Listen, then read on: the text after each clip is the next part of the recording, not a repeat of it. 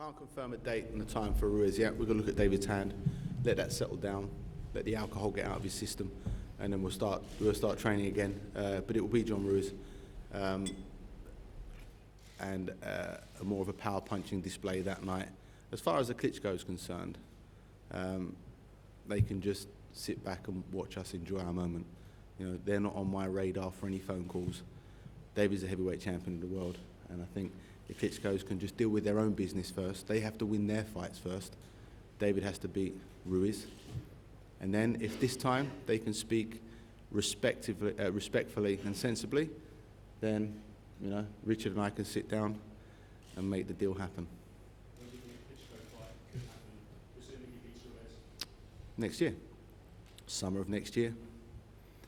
I'm pretty sure that Richard's already had some interest from some big players with regards to venues. I've had Wembley Stadium contacting me already. You know, David Haye and a Klitschko will be one of the biggest fights in heavyweight history. That's for sure. First things first, get drunk, recover, and beat John Ruiz. Any more questions now, then? Yeah. She was over the moon. I talked to her in the change room, and she was ecstatic. She really was. She very proud of me, you know. And I try not to tell lies. So I tried to say it how it is. I said I'm going to be heavyweight champion, and I came through with that promise.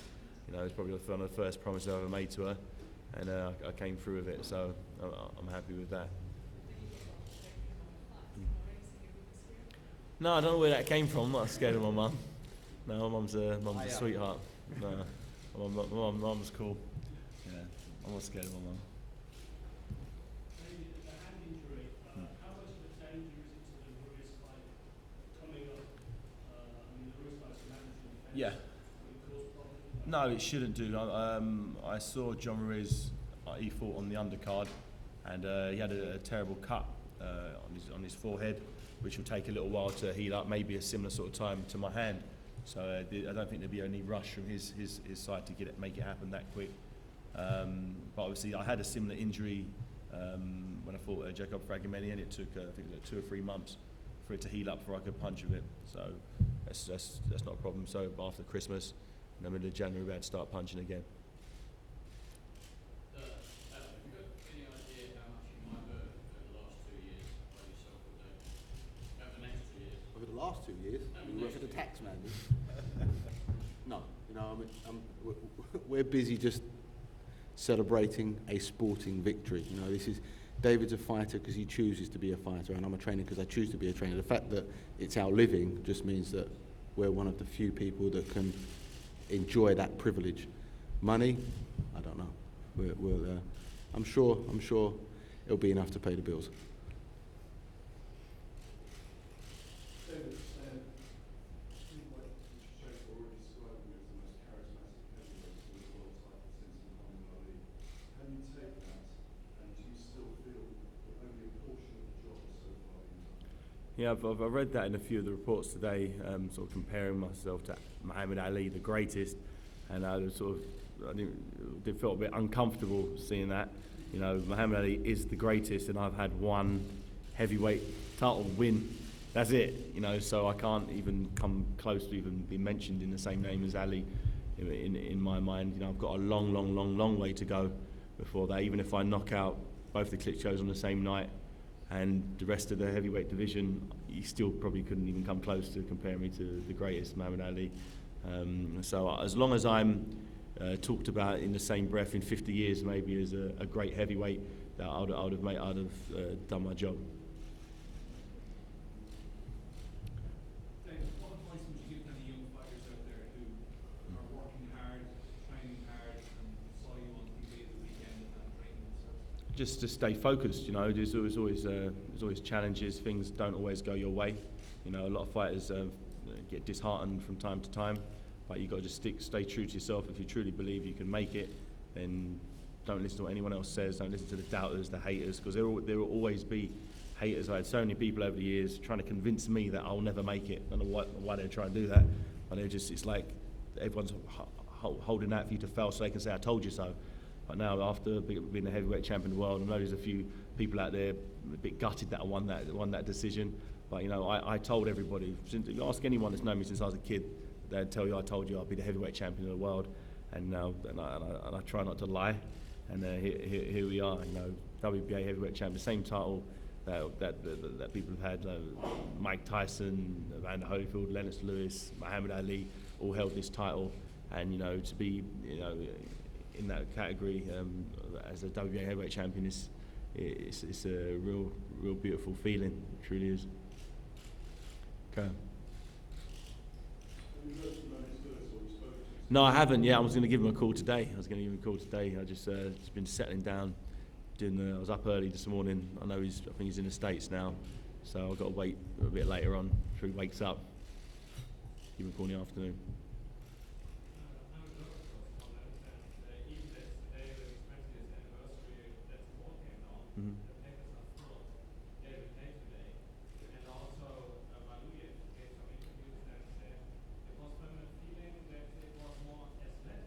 Mm-hmm. Yeah. It was, it was definitely athletic. I agree with him there. You know, I'm an athlete. He's a very big man. That's the difference. You know, I'm a very athletic person. I'd beat him in a game of basketball. I'd beat him football, hockey. I'd beat him in any sport because I feel I'm a superior athlete to him. He's bigger and stronger, so maybe he'll beat me on the scales or in a height competition, but in an athletic competition, I'd beat him in anything. So he was right. He was an athletic competition, and he wasn't athletic enough to win.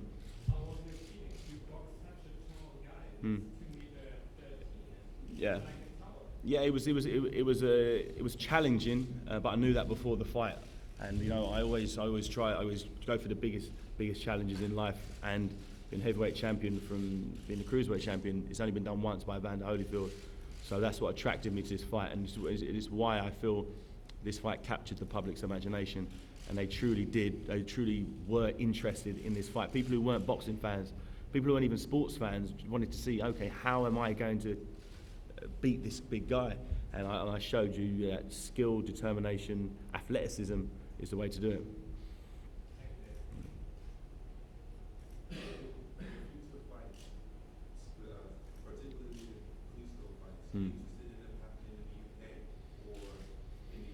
I'd love them to happen in the UK.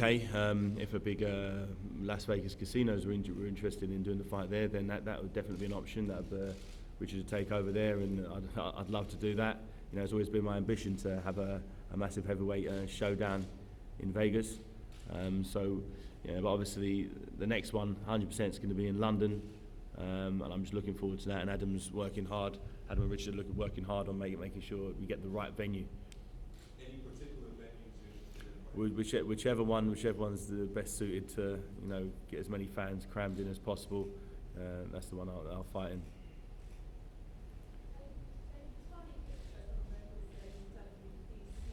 Mm-hmm.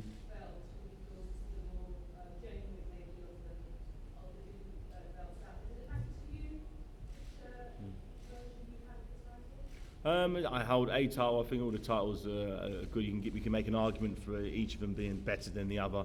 But you know, he's got a WBC title. He beat Juan Carlos Gomez, and he's fighting a guy. What's the guy he's fighting? Johnson. Kevin Johnson. He's fighting a guy, Kevin Johnson, in December. So you know, if he fought some massive names, he fought Lennox Lewis for the title and lost. He won a vacant on Corey Sanders, I think it was. You can make an argument which one's better, but you know, I have a title, he has a title. The only way to prove it out is not saying my title's better because it's green. You might as well just get in the ring and figure out who's the best by fighting each other, and that will happen. I'd say at the end of next year. Might seem a bit of a long shot, but what option would you give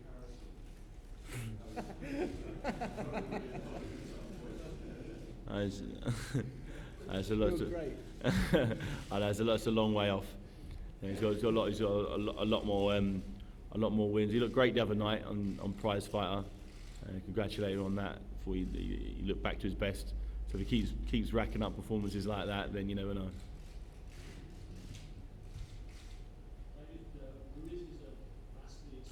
Yeah. which seems to have brought everybody Mhm. in half the distance. What else does he bring as a danger to you in your time? As you said, experience. He's very tough and durable. You know, he pushed Valuev close. He's beat Holyfield. He beat some good guys. He's very underrated. He's got a big heart. He comes to win. But I feel I'll outskill him, and I feel that once again I'm a better athlete. You know, he's very tough and comes forward. Apparently, he didn't look too sharp in his fight on the undercard. But you know, that was an undercard fight. He probably wasn't motivated. But I know I'll probably get the best Sean Ruiz turning up for this fight. You know, he would definitely prefer to fight me than Valuev.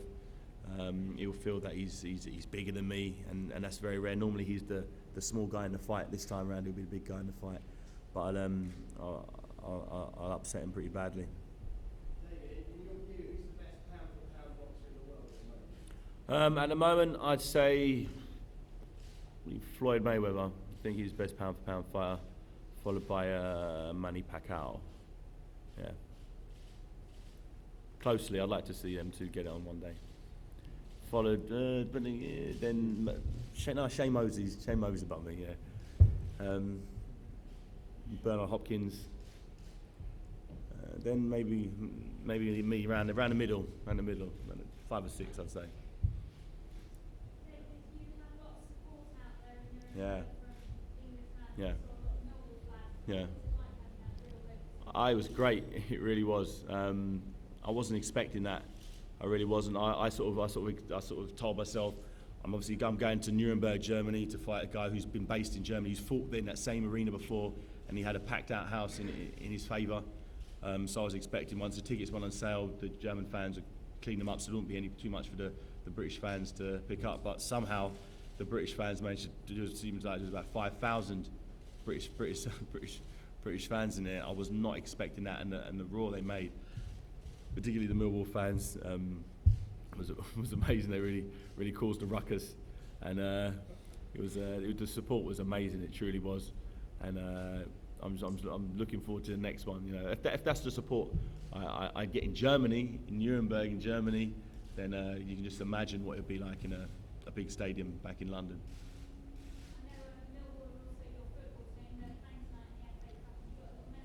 Yeah, I'm going down there tonight. I'm going to be popping down there tonight. Me and Adam and Danny to go and support them at Wimbledon. So it should be fun. Just do their thing. Yeah, do what I did the other night and show some class and kick ass. I haven't got the belt yet. The belt they had was way too big. Value's a 48-inch waist. I'm a 36, so I need a new belt. So they're making me another one. Pardon? Yeah, definitely, 100%. Richard, can you give us a sense of how big you think David will be in America and how American audiences will take it? Huge. I already got, right after the fight, an email from HBO. So they are interested in the United States in David. I got a call yesterday from Richard Sturm, who is the president of entertainment for the MGM Mirage Group. So the MGM Mirage would love to have a big heavyweight fight in Las Vegas again. It has been many years since the last fight happened. So these are all very strong signs and indications that David will be huge. You know, the Klitschkos have really failed to capture the American market. In a way, they really have become more like German champions than world champions. I think David has really, you know, the world will embrace David because of his skills, but as well because of his charisma. And in America, the American market, the American fight fans have been waiting for so long to get that kind of heavyweight champion again. Does it matter that he's not American? Doesn't matter, no. I mean, you see as well how they have embraced Manny Pacquiao, who is Filipino, so it doesn't really matter.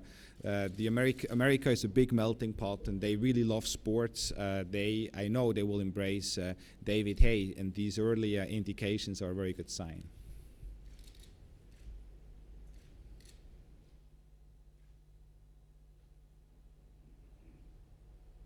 Okay. David will be around for a little while longer, so if you want to have a chat with him, you're more than welcome to. The photographers just want to get David sitting in the throne, so